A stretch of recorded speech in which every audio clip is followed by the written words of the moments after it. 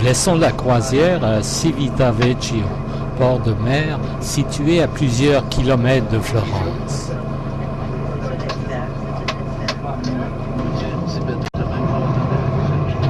Nous avons ainsi l'occasion d'admirer les merveilleux paysages de la Toscane, ses villages, cultures et vignobles.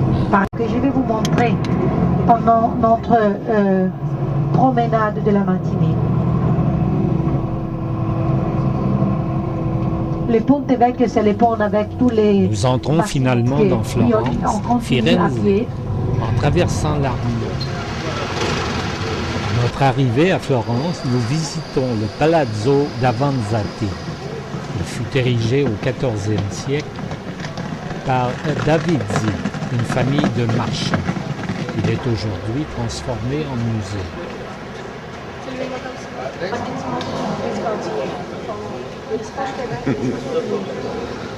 Le palais est construit autour d'une loggia entourée de 4 immenses colonnes. Il comporte au plancher des trappes qui permettaient de le défendre contre les assaillants.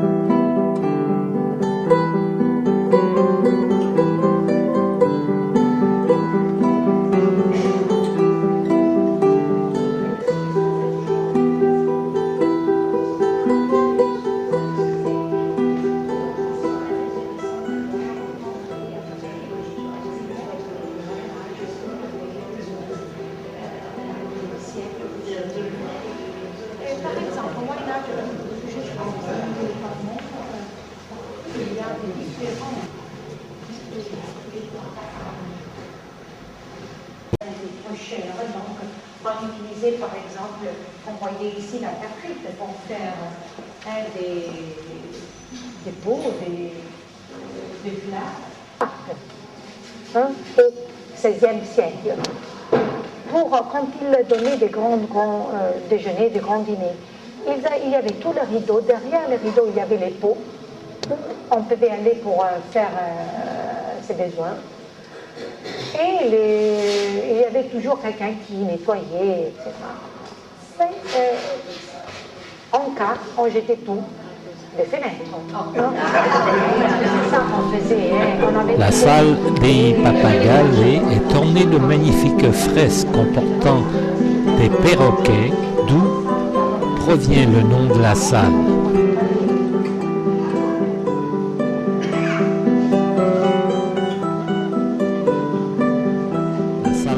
Pavoni est décoré de fresques à motifs géométriques et les armoiries de la famille.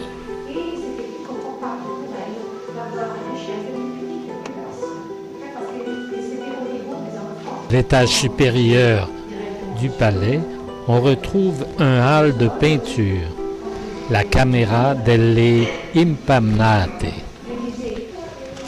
l'ancienne cuisine et d'antiques toilettes.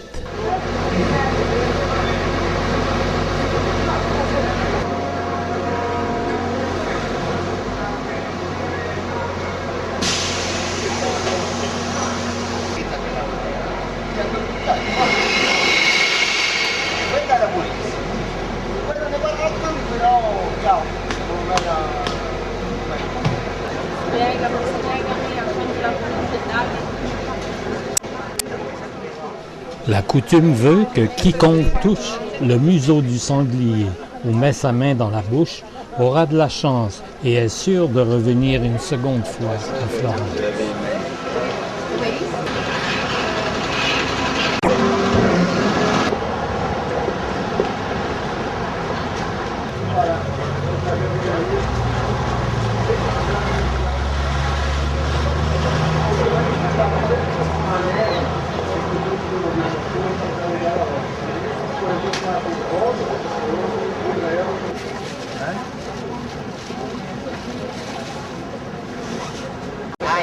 traversons l'Arno en empruntant le célèbre Ponte Vecchio, le plus célèbre pont de Florence. Il est situé juste en face du palais des Offices. Il est bordé de boutiques, de joailliers et de bijoutiers et dramatiquement investi par les touristes.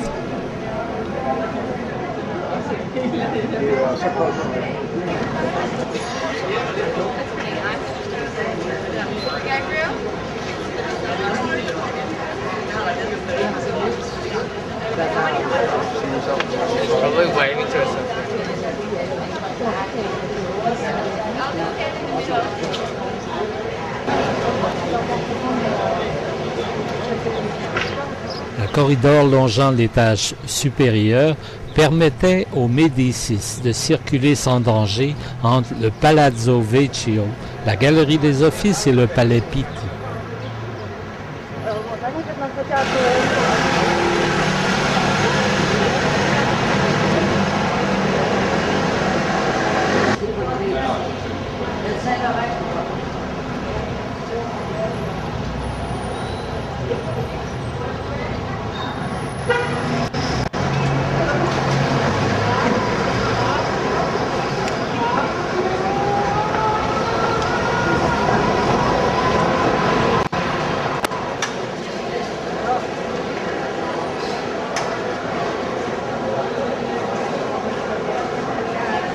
Nous sommes sur la plus célèbre place d'Italie, la Piazza dei Signori.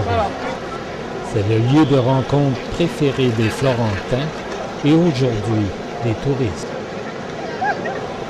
Face au palais, sur la grande place, la réplique de la statue de David en cours de restauration, celle de Michel-Ange, d'Hercule et de Cacus de Baccio Bandinelli.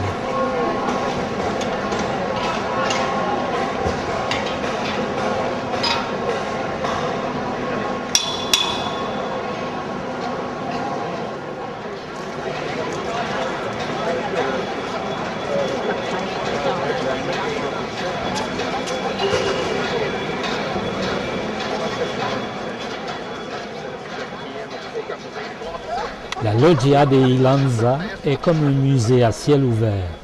On peut y admirer d'impressionnantes sculptures comme l'enlèvement de Sabine, Samson et le Philistin, Persée tenant la tête de Méduse.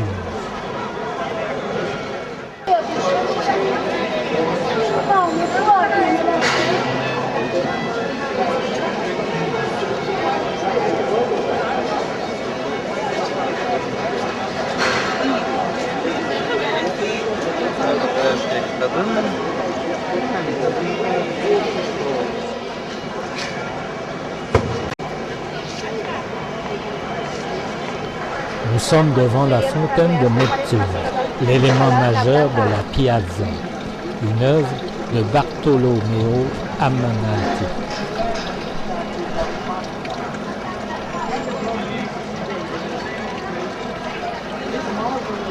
La figure de Neptune est celle de Quasimodo de Médicis. Le piédestal comporte des sculptures de Caribe en Scylla, accompagnées de satyres, d'hippocampes et mergandins.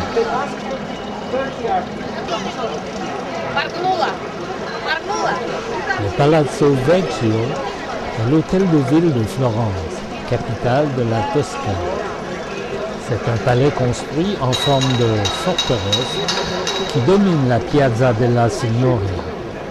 Tout à côté, on retrouve la Loggia dei Lanzi et les Offices, ainsi que de nombreux petits cafés.